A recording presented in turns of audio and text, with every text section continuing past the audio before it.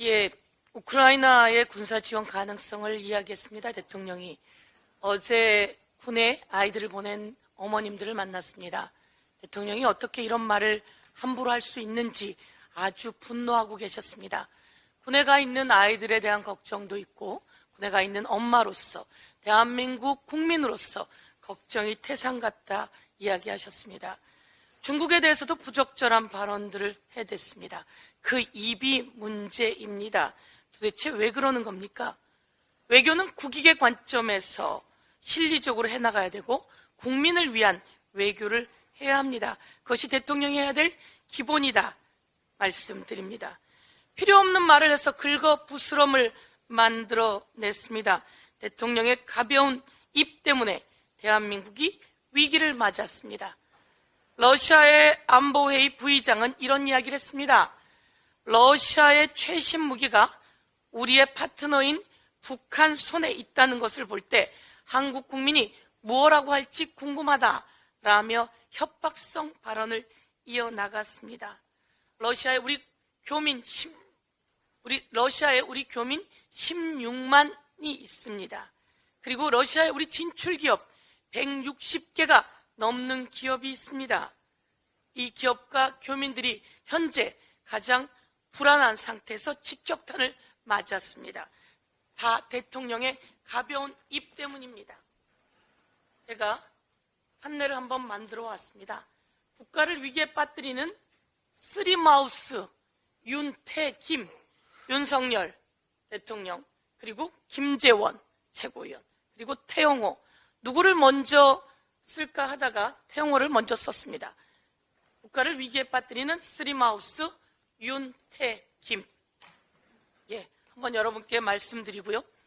4.19 기념사에서 대통령이 발언한 내용 가지고 한마디 정리하겠습니다. 4.19에 대해서 제대로 아는지 묻지 않을 수 없습니다. 이승만 대통령의 부정선거, 독재 연장에 항거한 국민들의 민주화 운동이었습니다. 이곳에 가서 4.19와 뜬금없는 관계도 없는 발언들을 했습니다. 사기꾼, 그리고 매수, 위장, 거짓 이런 발언을 했는데요.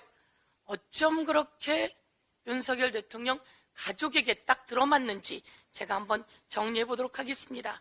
사기꾼이라고 이야기했는데요. 국민 여러분, 노인 요양급여를 부정수급한 사람, 그거 사기꾼 아닙니까? 그리고 차명 거래하고 불법으로 땅 투기해서 법적 처벌까지 받았습니다. 사기꾼 아닙니까? 그리고 이를 국고 부인하면서 우리 장모는 10원 한 장 피해를 준 적 없다. 이거는 장모와 사위가 같이 국민을 우롱하는 발언 아닙니까? 그리고 매수라고 하는 발언도 4.19 기념사에서 했습니다. 매수요? 한번 이야기해 보겠습니다. 주가 조작에 가담해서 자본시장을 교란한 죄, 이것이 진정 국민을 위기에 빠뜨리는 매수 행위 아닙니까? 그리고 우리 부인은 손해를 봐서 손절했다라고 허위 사실을 내놓은 것, 이것도 함께 문제되는 것 아닙니까? 마지막으로 위장, 거짓 이런 발언했는데요.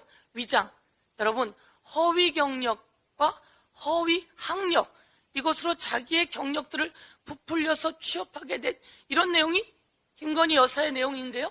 이런 것이 진짜 위장이고 거짓 아닙니까? 다시 한번 4.19 기념사에서 왜 이런 발언을 했는지, 이게 전형적인 윤로남불입니다. 국민들은 그 얘기를 들으면서 누구의 가족을 생각했을지 다시 한번 윤로남불을 말씀드리겠습니다. 이상입니다.